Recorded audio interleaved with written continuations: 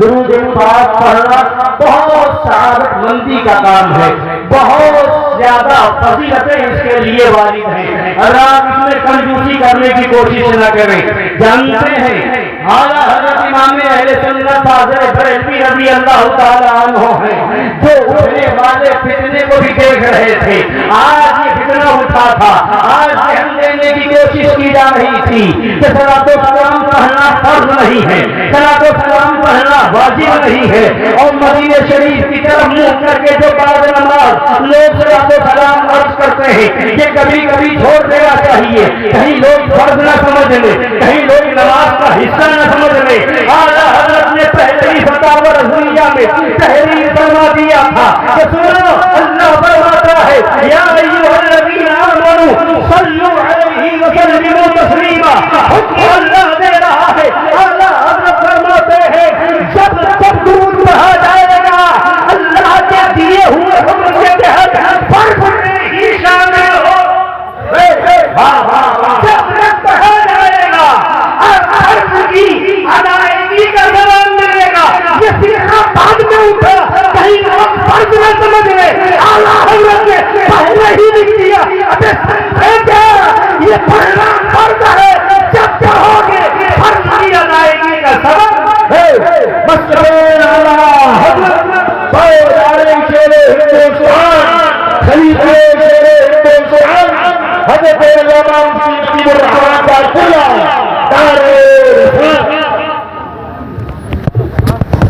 تو یہ اعلیٰ حضرت نے پہلے ہی بتا دیا جب جب پڑھا جائے گا فرض کی ادائیگی کا زمان ملے گا۔ پھر پڑھ لیجیے اللہ رب محمد صلی اللہ علیہ وسلم وعلی ذبیہ وصحبہ ابد الظہور وکرما۔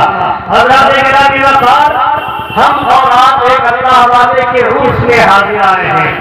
ایک زمانہ وہ تھا جب اسلام کی شروعات ہو رہی تھی، اسلام پھیلایا جا رہا تھا، تبلیغ ہو رہی تھی۔ میرے آقا مولا صلی اللہ تعالی علیہ وسلم نے تبلیغ کی شروعات فرمائی مکہ المکرمہ سے، آگے بڑھے، ہجرت کر کے مدینہ طیبہ پہنچے، اور اس کے بعد سن 2 ہجری میں جہاد کی آیت نازل ہوتی ہے۔ اس سے پہلے جہاد فرض نہیں تھا، بعد میں جہاد فرض ہوا ہے۔ لوگ کہہ رہے ہیں اسلام پر کو نشانہ بنایا جا رہا ہے کہ ان لوگوں نے ایسا کیا ہے، تلوار کے زور سے اسلام پھیلا ہے۔ نہیں، وہ اس وقت تک اجازت نہیں تھی مسلمانوں کو، اس وقت تک اجازت نہیں تھی مسلمانوں کو کہ کسی کے خلاف تلوار اٹھائے۔ ہاں، جب ظلم کیا گیا، یہاں تک کہ ظلم ہوا کہ مسلمانوں کو مکہ المکرمہ سے نکلنا پڑا، یہاں تک کہ ظلم ہوا کہ مدینہ طیبہ میں رہنا دشوار کیا جانے لگا، ہر طرف سے مسلمانوں پر ظلم ہو رہا تھا۔ تو جب ظلم ہوتا ہے تو ظلم کے خلاف اب تلوار اٹھائی جائے یا ظلم کے خلاف کوئی اور اسلحہ اٹھایا جائے، اب اسے ظلم نہیں کہا جاتا ہے، اسے اپنی حفاظت کہی جاتی ہے۔ تو کہیں مسلمانوں نے ظلم نہیں کیا ہے، مسلمانوں نے اپنی حفاظت اسلام پھیلا۔ مدینہ منورہ میں میرے آقا ہے، مدینہ طیبہ کے اندر صحابہ کی جماعت ہے۔ اسلام کی سب سے پہلی جنگ ہو رہی ہے، وہ جنگ بدر ہے۔ بولی کون سی جنگ ہے؟ بولی جنگ بدر ہے۔ بتانا میں جو کہتا ہوں ابھی آپ کو بتاؤں گا، اللہ والے کے عرس میں آئے ہیں۔ یہ ہم عرس کیوں مناتے ہیں؟ آج ہم نیوں پر اعتراض ہوتا ہے، ہم عرس کریں تو اعتراض، ہم مزار بنائیں تو اعتراض، ہم چادر چڑھائیں تو اعتراض، ہم پیزا کریں تو اعتراض، ہم چالیسانہ کریں تو اعتراض، قبر پر اذان دلوائیں تو اعتراض، ہم جو ہے اللہ والوں کی یاد بنائیں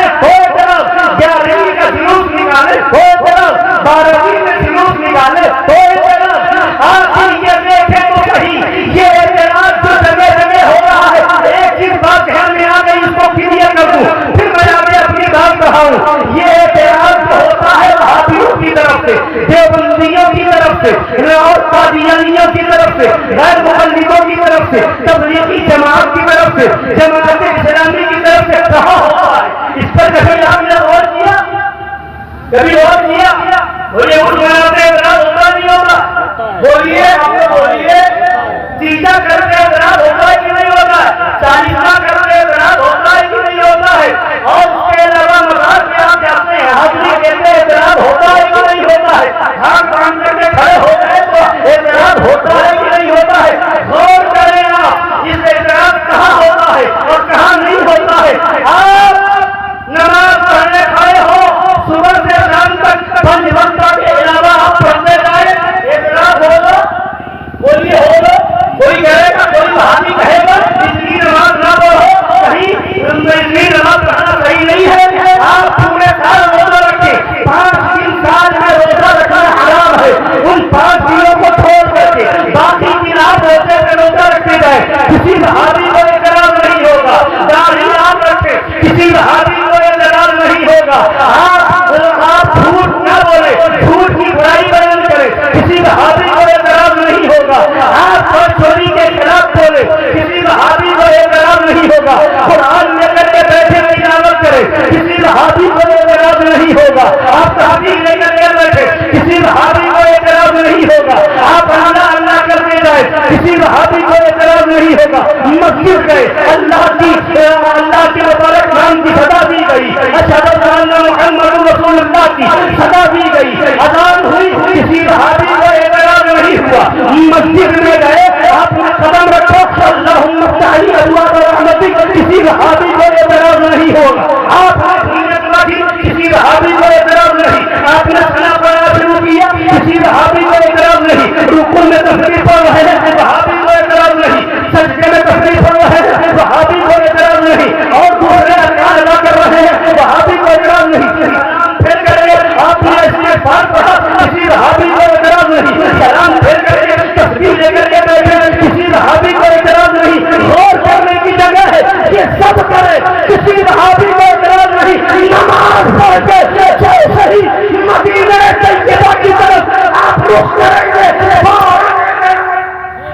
واہ واہ واہ واہ، بہت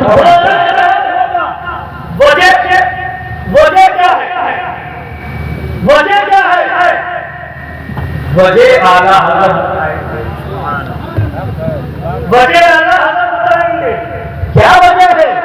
ایک مشرے میں اعلیٰ حضرت نے پوری نجمیت، پوری وہابیت کو سمجھا ہے۔ ایک مشرے میں اعلیٰ حضرت فرماتے ہیں نجدی مرتا ہے کہ کیوں تعظیم؟ واہ واہ واہ، نجدی مرتا ہے کہ کیوں تعظیم کی؟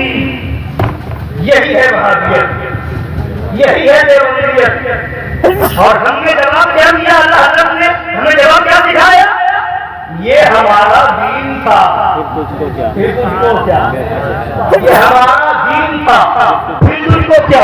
یعنی اللہ حضرت نے سمجھا دیا وہابیوں کا اعتراض نہیں ہوگا جہاں تعظیم ہوگی، یا تو رسول اللہ کی تعظیم ہو، یا انبیاء کی تعظیم ہو، یا اولیاء کی تعظیم ہو، جہاں تعظیم ہوگی وہابی کو اعتراض ہوگا۔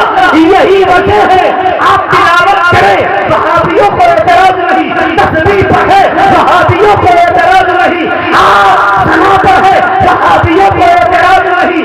آپ تلاوت کرے، وہابیوں کو اعتراض نہیں۔ جہاں نبی کی تعظیم آئی، وہابیوں کو اعتراض ہوا۔ ایک دوسرے نے سمجھا دیا اللہ حضرت نے نجدی مرتا ہے کہ کیوں تعظیم کی؟ نماز پڑھی، اعتراض نہیں، جیسے ہی سلام پڑھا اعتراض ہو گیا۔ آپ نے نماز جنازہ پڑھی، مردے کے سامنے کھڑے ہوئے، کوئی اعتراض نہیں، اور جیسے ہی تکبیر کے بعد اللہ کے ولی کے سامنے کھڑے ہو گئے، فوراً اعتراض ہو گیا۔ وجہ کیا ہے؟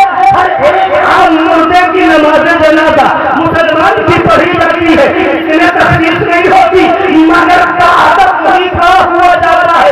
جہاں کسی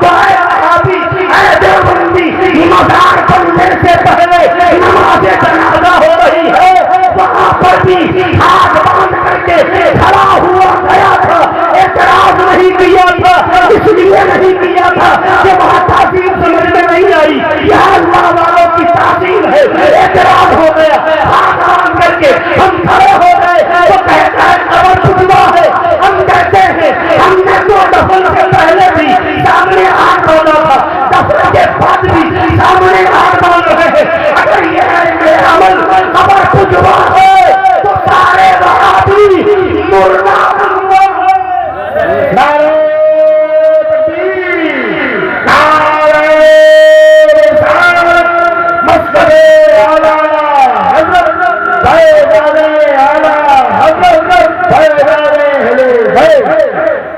اگر ہاتھ باندھ کے کھڑے ہونے کی بنیاد پر ہم خبر خطبہ تو سارے وہابی مردے کے سامنے ہاتھ باندھ کر کے کھڑے ہوتے ہیں تو سارے وہابی مردہ خطبہ ہے، تمہارا قانون یہ ہے، ہاتھ باندھ کر کے کھڑے ہو گئے تو پوجنا ہوگا، اب یہ تیرا دھرم ہوگا، جہاں پوجنا ہو پوجنا اور تعظیم یہ ہو، ہمارے وہاں عبادت اور ہے تعظیم اور ہے، عبادت خدا کی ہوگی تعظیم اللہ بولو، واہ بہت بہت بہت بہت واہ واہ،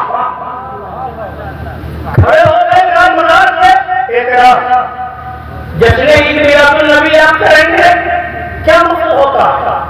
نبی کی عظمت بتانا، مسجد میلاد النبی میں کھڑے ہو کے سلام پڑھتے ہیں، مقصد نبی کے ذکر پاک کی تعظیم کرنا، تو یہاں تعظیم آئی، وہابی کو کھڑے ہو کر کے کیوں پڑھتے ہیں؟ کھڑے ہو کر کے کیوں پڑھتے ہیں؟ کیا کھڑے ہو کے پڑھنا ضروری ہے؟ بیٹھ کے پڑھ لیتے، بیٹھ کے پڑھ لیتے، تو ہم کہتے ہیں وہابیوں بیٹھ کے پڑھ لیتے، کھڑے ہو کر کے پڑھنے پہ اعتراض کرتے ہو، تو تمہارے اعتبار سے بیٹھ کے پڑھنا صحیح، کھڑے ہو کے پڑھنا غلط، تو یہی بتا دے جو بیٹھ کے پڑھنا صحیح وہ کھڑے ہو کر کے پڑھنا غلط کیسے؟ بیٹھ کے پڑھی جا سکتی ہے، وہ کھڑے ہو کر کے کیوں نہیں پڑھی جاتی؟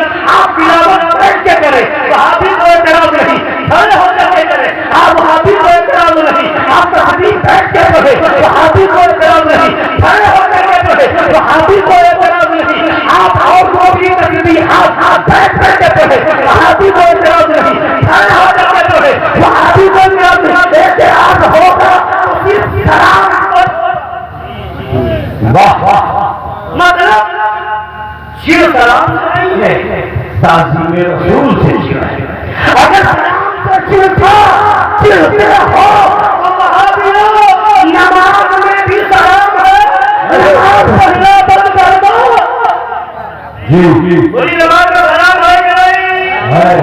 تحیات پڑھیں گے تو پڑھیں گے کہ نہیں؟ السلام علیکم ایھا النبی، پڑھیں گے سلام اگر جو نماز میں پڑھ سکتے ہیں نماز کے بعد کیوں نہیں پڑھ سکتے؟ وہ تیرا دین ہوگا کہ نماز میں پڑھنا چاہیے، نماز کے بعد چاہیے، ہمارا دین یہ ہے کہ نماز میں چاہیے تو نماز کے بعد بھی چاہیے، بیٹھ کے چاہیے تو کھڑے ہوئے بھی چاہیے، جو کمرے میں چاہیے وہ محفل میں بھی چاہیے، وہ سن لے وہاں بھی، ہم تیرے مسلک پر نہیں چلتے، ہم تیرے فتوے پہ نہیں چلتے، ہمارا دین وہ ہے جو بدر میں تھا، احد میں تھا، خندق میں تھا، تبوک میں تھا، کربلا میں تھا، بغداد میں غوث اعظم نے دیا، اور اجمیر کی گھاٹی سے غریب نواز نے دیا، اور بریلی شریف کی دھرتی سے اعلیٰ حضرت نے دیا،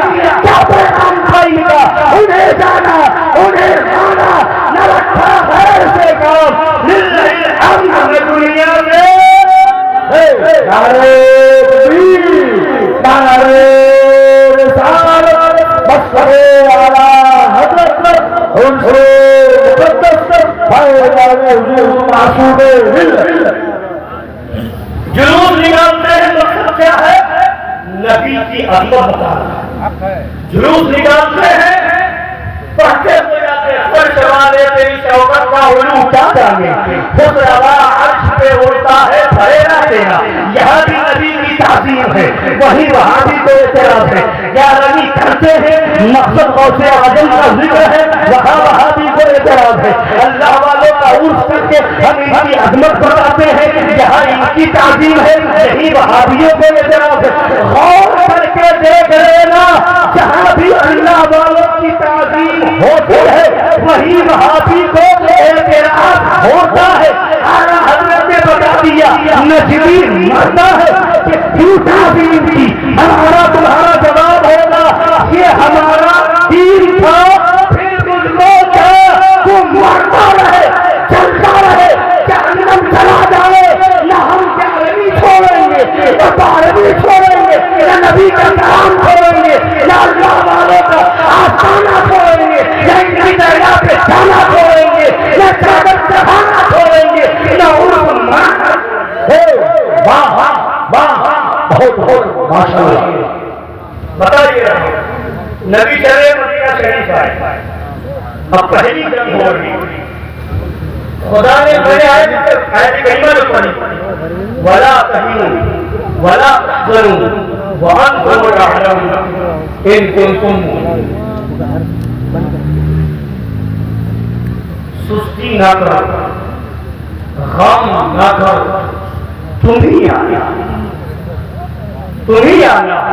اگر مومن ہو سبحان اللہ مومن ہو مومن ہو اب مومن کسے کہتے ہیں یہ بھی ضروری یہ بھی بتانا ضروری ہے مومن ہے کون کیا گوشت کھانے کا نام مومن ہونا کیا کھانا کرا دینے کا نام مومن ہونا کیا اسلامی نام اپنے بچوں کا رکھ دینا یہ مومن ہونا اب یہ بھی سمجھنا ضروری ہے کہ مومن ہے کون ایمان کہنے وہی سمجھیں گے بولیے بولیے کتنے لوگ سننا چاہتے ہیں سب لوگ سننا چاہتے ہیں اب اعلیٰ حضرت کی بارگاہ سے چلے پوچھے کہ ایمان کیا ایمان ہوگا تو مومن ہوگا جی ایمان ہوگا بولیے ایمان ہوگا تو مومن ہوگا ایمان کسے کہتے ہیں اب اسے دیکھنا قرآن پاک میں ہے اللہ حضرت نے لکھا ہے قرآن پاک میں ہے الف لام میم احسب الناس ان يتركوا ان يقولوا آمنا وهم لا يفتنون کیا لوگ اس گھمنڈ میں ہیں کہ اتنا کہہ لینے پر چھوڑ دیے جائیں گے کہ ہم ایمان لے آئے اور آزمائش نہ ہوگی اتنا کہہ لینے پر چھوڑ دیے جائیں گے ہم سنی ہیں محرم میں سبیل لگاتے تھے شربت پلاتے تھے جلوس نکالتے تھے حلوہ کھاتے تھے مرغے کی بریانی بنا کر فاتحہ دلا کر کھاتے تھے اتنا کہنے تو چھوڑ دیے جائیں گے آزمائش نہ ہو فرمایا نہیں آزمائش آزمائش کا طریقہ کیا ہے آزمایا کیسے جائے گا اب کسی چیز کی آزمائش کسی چیز کو ثابت کرنے کا طریقہ یہ ہے کہ دیکھا جائے گا جو چیزیں اس کے حقیقی اور واقعی ہونے کو ضروری ہیں وہ چیزیں اس میں ہیں یا نہیں وہ چیزیں ہیں یا نہیں اگر وہ چیزیں پائی جاتی ہیں تو وہ چیز ہے ورنہ تو نہیں اب کیسے سمجھے گا میں یہ آپ کی بات کی اب مثال میں اپنی طرف سے دے رہا ہوں جیسے چائے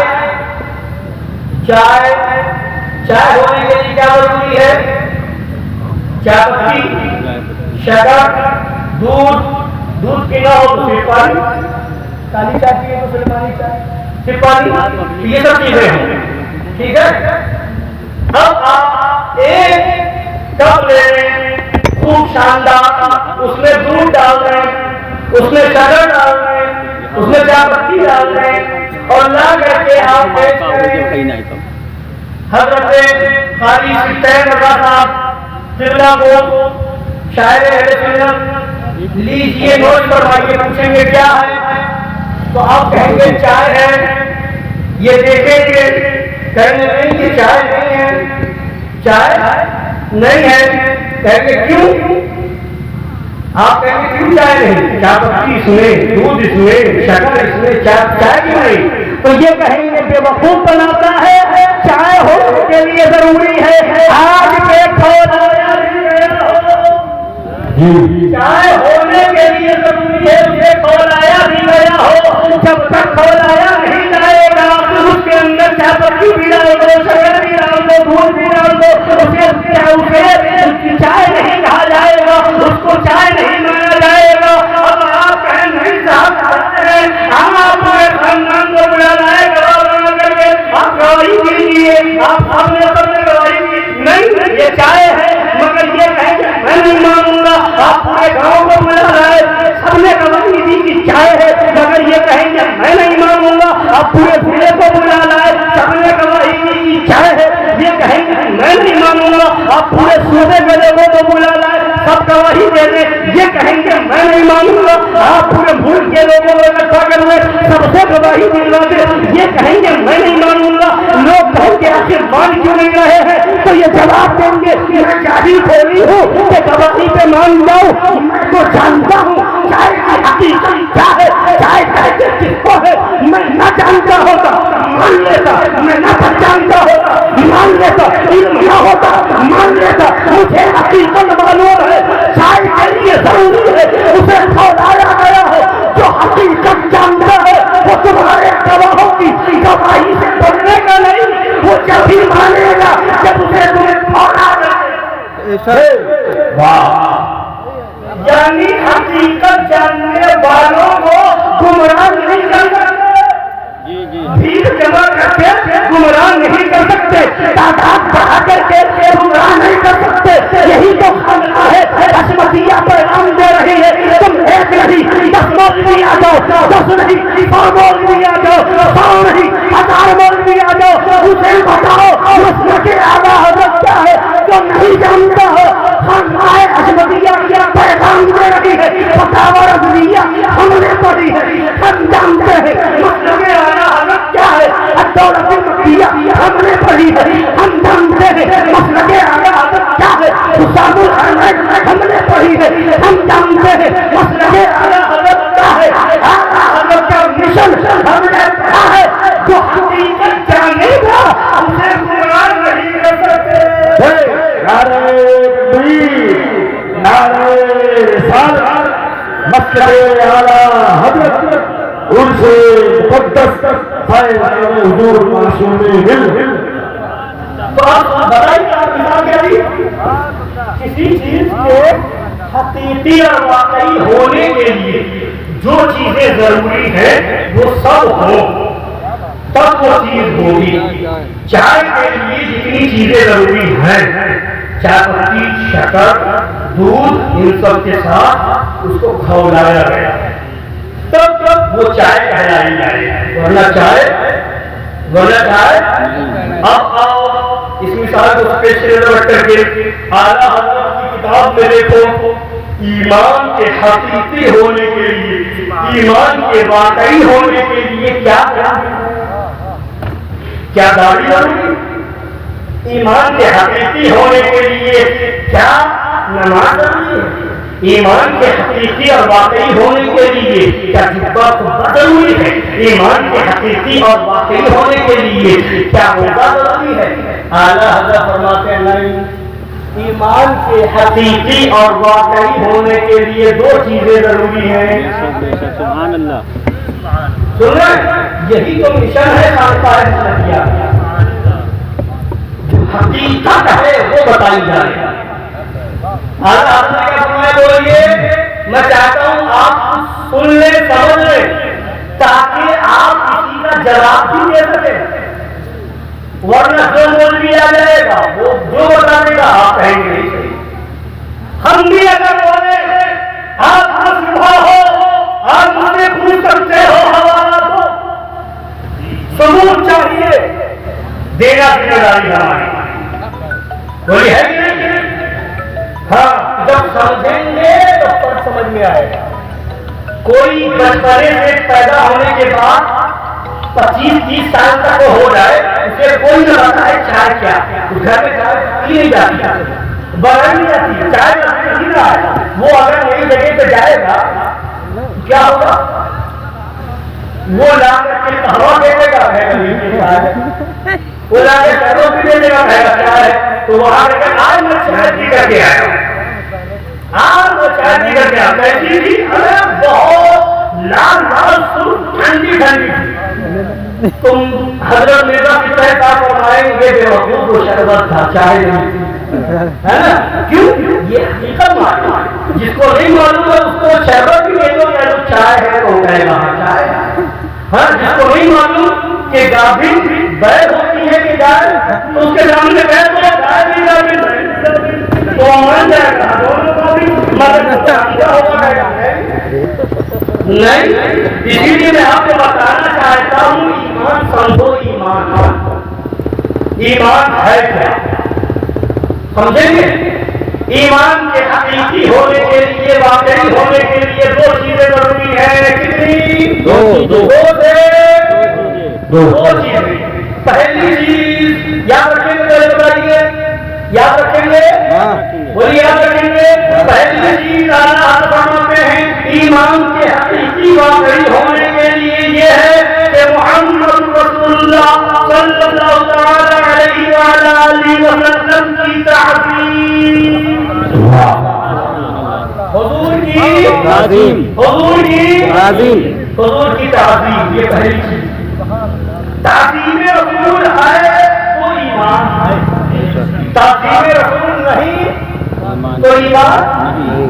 نماز بھی ہو، روزہ بھی ہو، حج بھی ہو، زکات بھی ہو، داڑھی بھی ہو، جبہ بھی ہو، خطبہ بھی ہو، تسبیح بھی ہو، تلاوت بھی ہو، سب کچھ ہو، نبی کی تعظیم نہیں تو ایمان نہیں، نبی کی تعظیم نہیں تو ایمان نہیں۔ تو پہلی چیز ایمان ہونے کے لیے کیا ہے؟ بولیے نبی کی تعظیم۔ دوسری چیز سنیے، فرماتے دوسری چیز محمد رسول اللہ صلی اللہ تعالی علیہ وسلم کی محبت کو تمام جہان پر تقدیم، سبحان اللہ، حضور کی محبت کو تمام جہان پر تقدیم، یعنی سب سے اوپر حضور کی محبت ہونی چاہیے، ماں کی محبت کے اوپر حضور کی محبت، باپ کی محبت کے اوپر حضور کی محبت، خاندان کی محبت کے اوپر حضور کی محبت، اولاد کی محبت کے اوپر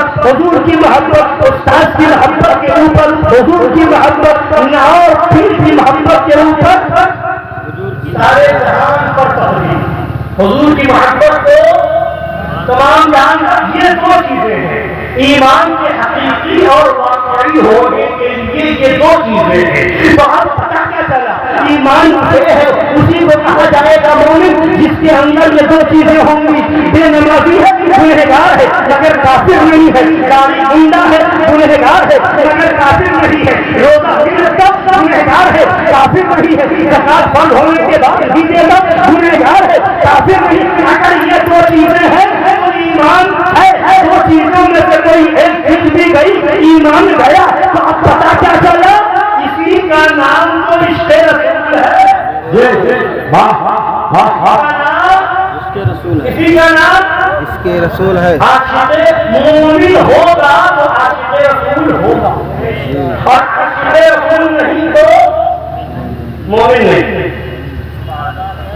اب ایک بات اور کلیئر کر دوں، ایک بات اور کلیئر کر دوں، سلام مولویوں کی تقریر ہوتی ہے،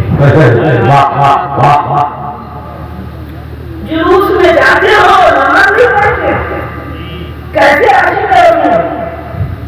کمنٹ کیا کہتا ہے؟ جلوس میں جا رہے ہو نماز بھی پڑھتے، کیسا عاشق رسول؟ 11ویں میں لگتا ہے نماز نہیں پڑھتا، کیسا عاشق رسول؟ درگاہ میں لگتا ہے نماز نہیں پڑھتا، کیسا عاشق رسول؟ چادر چڑھاتا ہے نماز نہیں پڑھتا، کیسا عاشق رسول؟ بات کہاں کی، کمنٹ کہاں کا؟ مطلب میں بتانا کیا چاہ رہا ہوں، بتانا کیا چاہ رہا ہوں، یہ کمنٹ پاس کیا جاتا ہے کہ نہیں کیا جاتا؟ بولیے جہاں داڑھی گنڈے نے نعرہ لگا دیا جلوس میں حضور کی آمد پر، داڑھی بڑھتا، بولیے کمنٹ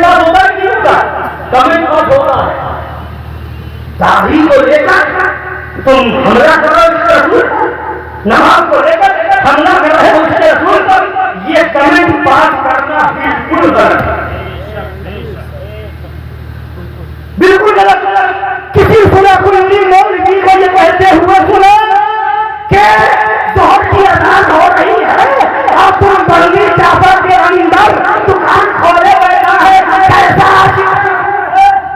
नमाज दुकान चला रहा है, नमाज छोड़े बैठा, कैसा आशिक रसूल है, खेत खोद रहा है, नमाज छोड़े बैठा, कैसा आशिक रसूल है, फिल्म देखने जा रहा है, नमाज छोड़े बैठा है, कैसा आशिक रसूल है।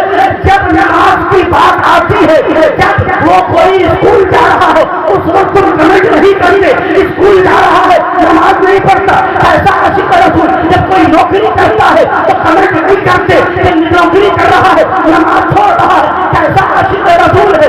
ठकाने कमाने गया वहां तुम एतराज नहीं करते हो कि ये नमाज छोड़ रहा है, कैसा आशिक रसूल है। जब बात आती है तो जुलूस में जाए तो वहां कमेंट जारी करे, वहां कमेंट दरगाह पे जाए, वहां कमेंट 11वीं 12वीं करे, वहां कमेंट जब लोगों जो है और वालों की बारगाह में हाजिरी में वहां कमेंट करते हो, और कोई दुकान खोले बैठे कमेंट नहीं होता, स्कूल जाता है कमेंट नहीं करते हो, कोई जो है जाने जा रहा है कमेंट नहीं कर रहे हो, खेत जोत रहा है कमेंट नहीं कर। अगर तुझे नमाज से मोहब्बत होती तो दुकान खोले बैठने वाले पर भी कमेंट करता, खेत जोतने वाले पर भी कमेंट करता, फिल्म देखने वाले पर भी कमेंट करता, सफर में जाने वाले पर भी कमेंट करता, स्कूलों कॉलेज जाने वाले पर भी कमेंट करता। इन सबको छोड़ करके कमेंट का निशाना बनाते हो तो जुलूस में जाने वाले को, चक्कर में जाने वाले को, चक्कर चढ़ाने वाले को, 11वीं करने वाले को, 12वीं करने वाले को पता चल गया तुझे नमाज से मोहब्बत नहीं है, तुझे जुलूस से तकलीफ है, तुझे नमाज से मोहब्बत नहीं है, तुझे उर्स से तकलीफ है, तुझे नमाज से मोहब्बत नहीं है, अल्लाह वालों की बारगाह में हाजिरी से तकलीफ है। नारे तकबीर, नारे रिसालत, उर्स-ए मुक़द्दस मज़हब आला हज़रत सुनिए, तो ईमान के हकीकी वाकई होने के लिए जरूरी क्या है? हुजूर की ताज़ीम, हुजूर की मोहब्बत को तमाम जहान पर तकदीम, तमाम जहान पर हुजूर की मोहब्बत सबसे ऊपर। ऐसा है, बोलिए ऐसा है। आला फरमाते पूछोगे लोगों से तो कहेंगे हाँ ऐसा ही। आला फरमाते अल्लाह करे ऐसा ही, मगर मैदान अमल में तो मैदान अमल में आओ, शादी होती है, कार्ड छपता है, लोग कार्ड लिखने बैठते हैं, उधर से बेटा आता, अब्बा फुला को दावत ना देना। बेटा क्यों? उसने माँ को गाली दी थी, माँ को गाली दी थी, दावत ना देना। अब उससे पूछो बेटा ये फतवा किस मुफ्ती से लाए हो, ये फतवा किस मुफ्ती से लाए हो? तो मैंने नहीं मुफ्ती से फतवा क्यों लाए? मोहब्बत कह रही है, गाली दी है तो बुलाएंगे कैसे? बाप को गाली दी है, दावत नहीं दी जाएगी, कार्ड नहीं दिया जाएगा। हमारी अम्मा को गाली दी है, कार्ड नहीं दिया जाएगा, दावत नहीं दी। ये तुम्हारी मोहब्बत है जो ये कहलवा रही है। अब हुजूर की मोहब्बत इससे भी ऊपर होना चाहिए तो बेटा ईमान जब मुकम्मल होगा, बाप के गुस्ताख को, माँ के गुस्ताख को दावत न देने की बात बाद में करता, वहाबी देवबंदी को दावत न देने की बात पहले करता, तब माना जाता तेरी मोहब्बत रसूल बाप की मोहब्बत से ऊपर है, माँ की मोहब्बत के ऊपर है। नारे तकबीर, नारे रिसालत, मस्जिद आला हज़रत उर्स-ए मुक़द्दस। वाह वाह। हाँ, तुम्हारे बाप को कोई गाली दे काफिर नहीं होगा, तुम्हारी माँ को कोई गाली दे काफिर नहीं होगा, और जो नबी की अदना तौहीन करेगा काफिर हो जाएगा।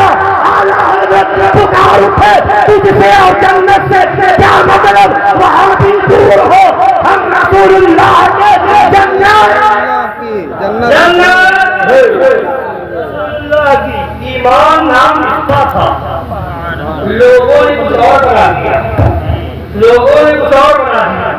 اب ایمان کے حقیقی ہونے کے لیے، واقعی ہونے کے لیے یہ دو چیزیں ضروری ہیں۔ اب مومن کون ہے یہ دیکھنے کے لیے اب نماز نہیں دیکھی جائے گی، روزہ نہیں دیکھا جائے گا، حج نہیں دیکھا جائے گا، زکات نہیں دیکھی، یہ دو چیزیں دیکھی جائیں گی۔ ہاں یہ دو چیزیں ہو گئی، اب نماز فرض ہے، اب روزہ فرض ہے، اب حج فرض۔ اگر اسی میں کمی ہے، اگر یہی نہیں ہے تو اس پر نماز بھی نہیں ہے، روزہ بھی نہیں ہے، حج بھی نہیں ہے، پہلے ایمان ہے پھر نماز، پہلے ایمان ہے پھر نماز ہے۔ تو مومن وہ ہے جس کے اندر نبی کی محبت باپ کی محبت سے زیادہ ہو، ماں کی محبت سے زیادہ ہو، اور رب کی محبت سے زیادہ۔ اب سمجھ گئے آپ کہ ایمان کس کو کہتے ہیں؟ اب آگے سنیے، خدا نے کیا فرمایا؟ وَأَنْتُمُ الْأَعْلَوْنَ إِن كُنتُم مُّؤْمِنِينَ۔ تم ہی اعلیٰ ہو، تم ہی کامیاب ہو اگر تم مومن ہو۔ کامیاب تو ہو مومن ہو، مگر اگر ایمان کی نہیں تو پھر کامیابی نہیں ہوگی، کامیابی بھی نہیں ملے گی۔ کامیابی ملے گی نبی کے قدموں میں، کامیابی ملے گی غلامی رسول میں، کامیابی ملے گی۔ آج لوگوں کا حال کیا ہے؟ مسلمان دلیل اس لیے ہو رہے ہیں کہ تعلیم نہیں رہ گئے، مسلمان دلیل اس لیے ہو رہے ہیں کہ مسلمانوں میں عقیدت نہیں ہے، وکیل نہیں ہے، لاڈ نہیں ہے، جج نہیں ہے، اس لیے مسلمان دلیل ہو گئے۔ ارے میرا کو تو نے سمجھا ہی نہیں، اللہ نے یہ نہیں فرمایا کہ تمہاری کامیابی جب ہے جب تم وکیل بن جاؤ، جج بن جاؤ، آفیسر بن جاؤ، پی ایچ ڈی بن جاؤ۔ نہیں، تمہاری کامیابی جب ہے کہ جب تم مومن بن جاؤ۔ واہ واہ واہ واہ، مومن بن جاؤ۔ آج سے 50 سال پہلے اتنی تعلیم دنیاوی مسلمانوں میں نہیں تھی جو آج ہے۔ دنیاوی تعلیم اتنی آج سے 100 سال 500 آج سے 50 سال پہلے اتنی نہیں تھی جتنی آج ہے، مگر اس وقت مسلمان اتنا غریب نہیں تھا جتنا اب ہے۔ اگر یہی بنیاد ہوتی، اگر یہی وجہ ہوتی، اگر یہی سبب ہوتا تو پہلے سے زیادہ کامیاب اور سرخرو آج ہونا چاہیے، مگر یہاں معاملہ الٹا ہے۔ اتنا ضرور ہے کہ جیسا ایمان 50 سال پہلے والوں کا تھا ویسا آج والوں کا نہیں ہے۔ آج والوں کا نہیں ہے۔ آپ کہیں گے کیسے؟ ذرا نمونہ دکھائیے۔ تو ہم کہیں گے ایسے کہ آپ اپنے گاؤں کا جائزہ لیجیے، اگر وہابی آ جاتا تھا تو مسجد کو لوگ دھلواتے تھے، یہ ایمان تھا۔ وہی ہے تھا کہ نہیں ہے؟ لوگ دھلواتے تھے، مگر آج دھلوا کر کھلواتے ہیں۔ جی جی صحیح ہے۔ آج تو مولوی بیٹھ کر کے حبیب کہہ رہا ہے کہ وہابیت پھول کے ڈوری آ جائے گی۔ ارے جاہل کہیں کا حدیث پر حدیث نے لکھا ہے بد مذہبیت کھجلی کی طرح اڑ کر کرتی ہے، بد مذہبیت کھجلی کی طرح اڑ کر لگتی ہے۔ تو کہنا پھول کر نہیں آئے گی، بھول جائے گی، اور میرے اندر کھلا کھلا لیا تو بھول گئی، اور ایسی بھول گئی کہ نکلنے نہیں ہے ماں اسی پر مار پڑے۔ تو کہنے کا مطلب یہ ہے کہ کیا میرا خدا نے بتایا اگر مومن ہو تو کامیاب ہو، اگر ایمان ہے تو۔ اب میں لے کے چل رہا تھا کیا؟ جنگ بدر، پہلی جنگ اسلام کی جنگ بدر ہے۔ کیا عالم تھا جنگ بدر میں؟ معلوم ہے بھروسہ نہیں تھا مسلمانوں کی طرف سے۔ جنگ بدر میں کتنے لوگ تھے؟ 72 کربلا میں۔ جنگ بدر میں کتنے تھے؟ 313۔ یہی تو حال ہے نا، کوئی ہمارے حضرت جو فرماتے ہیں پیروں کو زیادہ بتایا گیا، تاریخ اسلام کم بتائی گئی، صحابہ گھر بتایا گیا، یہی وجہ۔ ہاں کتنے تھے جنگ بدر میں؟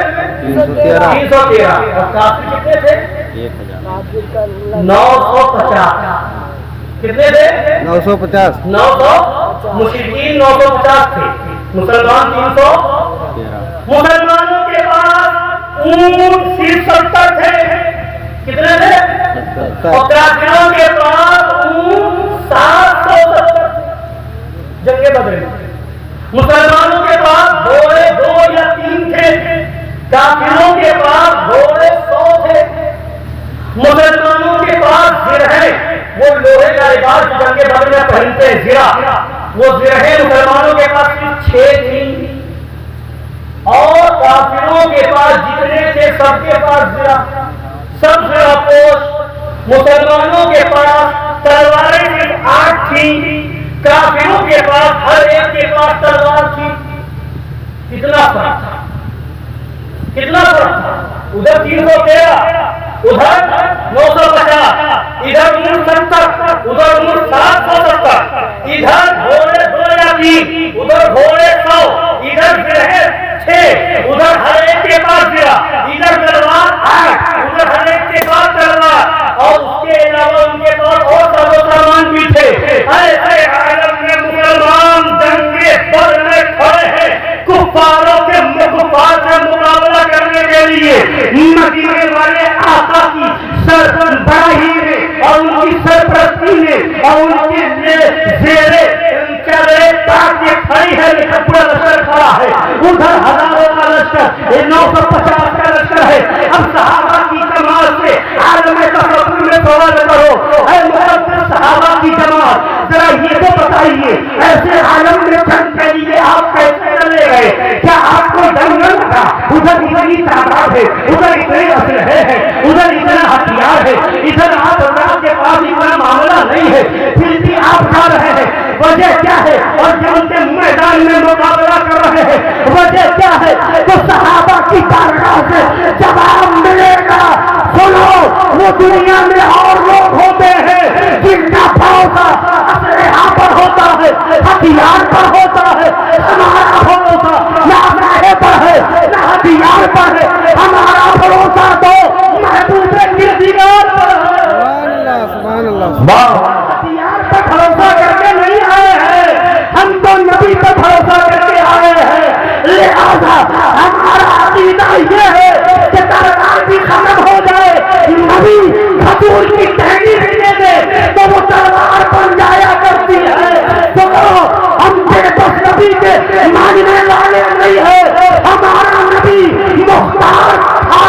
مختار ہے مختار رہے گا اعلیٰ حضرت بتائی تھے میں تو مالک ہی کہوں گا کہ ہو مالک کے حبیب یعنی محبوب اور محب میں نہیں میرا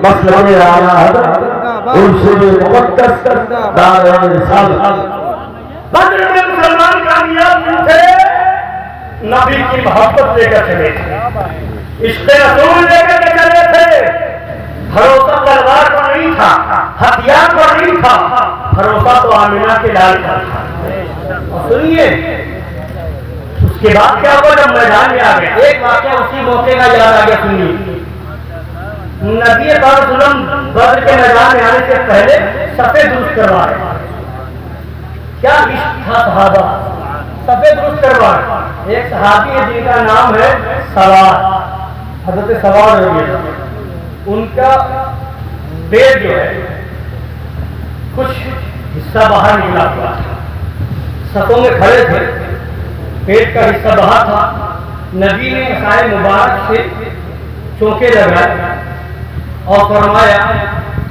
اس طبی اے سوار سیدھے کھڑے ہو گئے وہ لگا کھڑے ہو گئے پھر اس کے بعد آتے ہیں یا رسول اللہ قصاص چاہیے قصاص چاہیے بدلہ چاہیے کہے گا آپ نے مجھے عصا سے جو مارا ہے جو دھکیلا ہے اس کا بدلہ دوں قصاص لوں گا اب صحابہ حیرت میں یہ کیا معاملہ ہے یہ صحابی کیا کہہ رہے ہیں یہ حیرت میں پڑ گئے نبی سے قصاص نبی سے بدلہ مگر نبی نے اشارہ کیا خاموش، عدل و انصاف کا پیکر بن کر کے گیا۔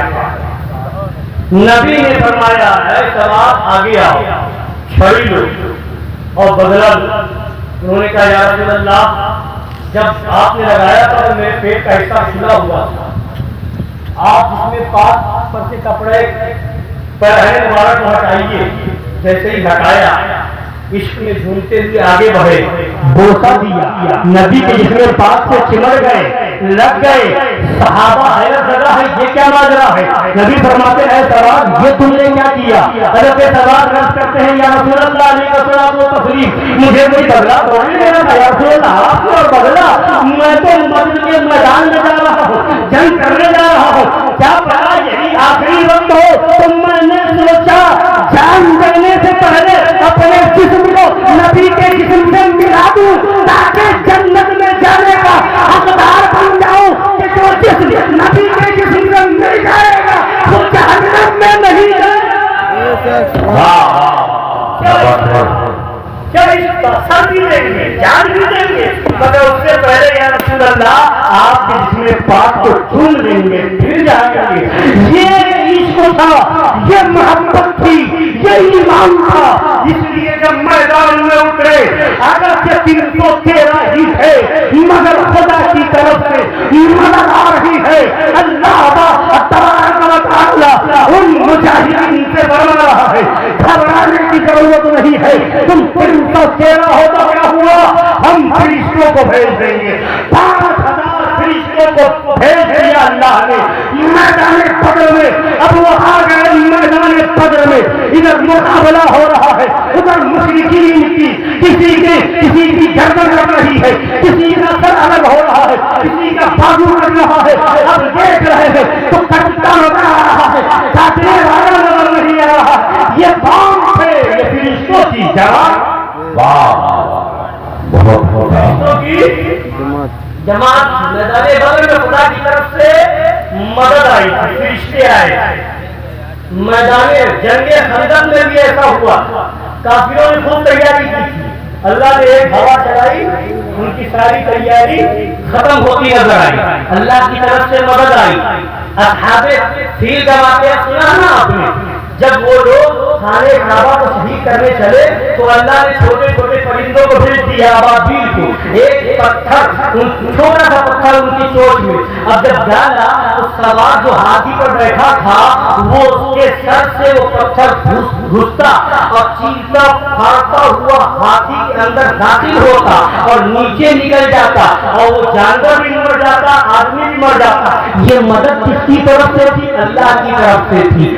اب لوگ کیا سمجھتے ہیں کہ ہاں ہم بھی تو مسلمان ہیں، مدد آئے گی، وہاں آئی تھی یہاں آئے گی، بدر میں آئی تھی مدد یہاں بھی آئے گی، خندق میں آئی تھی مدد یہاں بھی آئے گی، وہاں جب خانے کعبہ کو ڈھانے وہ لوگ آئے تھے وہاں مدد آئی تھی یہاں بھی آئے گی۔ ہم کہتے ہیں مدد آئے گی مگر اس سے پہلے یہ بھی سمجھ لو یہ شرط ہے، مدد کب آئے گی یہ بھی سمجھ لو۔ وہابی کے ساتھ کھاؤ اور پھر بہت مدد آئے گی، دیوبندی کے ساتھ کھاؤ پھر بہت مدد آئے گی، ایک دعوت نہ چھوڑ دیتا ہے پھر بہت مدد۔ ہاں صحابہ کے جیسا عشق رسول پیدا کرو، صحابہ کے جیسا ایمان پیدا کرو، قسم خدا کی ایک بھی رہو گے سب پر بھاری۔ واہ خدا بندے خود فرماتا ہے مدد ملے گی،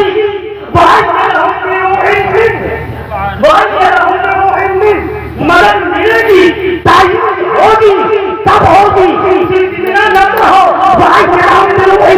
اس سے پہلے پڑھو لا تجدوا قوما يؤمنون بالله واليوم الآخر يوادون من حاد الله ورسوله ولو كانوا آباءهم أو أبناءهم أو إخوانهم أو عشيرتهم أولئك كتب في قلوبهم الإيمان وأيدهم بروح منه۔ اللہ کی طرف سے خدا نے فرمایا مدد آئے گی مگر اس سے پہلے فرمایا ہے اللہ نے ایمان والے ہو، جو ایمان والا ہوگا وہ گستاخ رسول سے الگ ہوگا، جو ایمان والا ہوگا وہ گستاخ خدا و رسول سے دور ہوگا، جو اگرچہ باپ ہو، اگرچہ بھائی ہو، اگرچہ بیٹا ہو، رشتے دار ہو، کوئی بھی الگ جب ہو جاؤ گے مدد آ جائے گی، الگ نہیں ہوگے مدد نہیں ملے گی۔ اب تمہارا عمل ہو قرآن کے خلاف، انتظار ہو مدد کا، تمہارا طریقہ ہو قرآن کے خلاف، انتظار ہو مدد کا۔ اگر چاہتے ہو جلوہ نظر آئے تو کہہ دو دور ہو، دیوبندی دور ہو، نقلی دور ہو، تبلیغی دور ہو، جماعت اسلامی دور ہو، اہل حدیث کہلانے والا دور ہو، تجھ سے اور جنت سے کیا مطلب، وہابی دور ہو، ہم رسول اللہ کے جنت رسول۔ واہ، یہ تو اللہ نے فرمایا، مسلمانوں کی مدد ہوگی، روح القدس سے ہوگی، اللہ کی طرف کی روح سے مدد ہوگی، مگر اس سے پہلے فرمایا ہے اللہ نے گستاخ رسول باپ ہو تو چھوڑ دو، ماں ہو تو چھوڑ دو، بھائی ہو تو چھوڑ دو، رشتے دار ہو تو چھوڑ دو، ان سے الگ ہو جاؤ مدد ملے گی۔ مگر آج عالم کیا ہے، آج عالم کیا ہے، ہم ہر جگہ جائیں، ہر ایک کے نام کھائیں، ہر ایک سے رشتہ رکھیں، دین کے نام وہ مدد آ جائے، مدد آ جائے، نہیں، مومن بن جاؤ، ایمان والے بن جاؤ، مدد ہوگی۔ کیسے مومن بنو گے، کیسے ایمان والو؟ آؤ جنگ کے بدر میں صحابہ کو دیکھو، اور کیسا ایمان کا صحابہ تھا۔ ایک صحابی ہے، ایک واقعہ سنیے ایمان تازہ ہو جائے، مجھے سناؤ سناؤ، ابھی شاید مفتی صاحب کا بھی انتظار ہے، اسی لیے تھوڑی دیر اور سن لیجیے، اس کے بعد آپ نہ تو خبر بھی سنیں گے۔ سنیے، ایک صحابی ہے، کتنے ایک صحابی ہے، ایک صحابی ہے، ان کا نام ہے عبداللہ، بولیے کیا نام ہے؟ عبداللہ، اور ان کے باپ کا بھی نام ہے عبداللہ، باپ کا بھی نام ہے، اور وہ عبداللہ بن ابی، باپ عبداللہ بن ابی، پکا منافقوں کا سردار عبداللہ بن ابی، باپ کا نام بھی عبداللہ، بیٹے کا نام بھی عبداللہ، بیٹے صحابی، باپ منافق صحابی ہے نا، بیٹا صحابی، باپ منافق۔ دیکھیے مسجد خدا بندی ہے نا، اسی لیے کبھی بھی اگر خاندان دیکھو گے تو ہدایت کرنا مشکل ہے۔ کہیں ایسا ہے کہ باپ منافق ہے بیٹا صحابی ہے، کہیں ایسا ہے کہ باپ صحابی ہے بیٹا ہے نا، کہیں ایسا ہے کہ باپ صحابی ہے بیٹا عمر بن سعد، کہیں ایسا ہے کہ باپ صحابی ہے بیٹا شمر ہے، شمر کے باپ کا، شمر کی جو والد تھی ہوتی صحابی، سمجھ رہے؟ تو کہیں ایسا ہے کہ باپ صحیح بیٹا ہے، کہیں ایسا ہے کہ بیٹا صحیح باپ ہے۔ تو اب اسی لیے خاندان نہیں دیکھا جاتا، حقانیت دیکھی جاتی ہے، سچائی دیکھی جاتی ہے۔ تو بیٹے تو صحابی ہیں اور باپ پکا منافق، منافقوں کا سردار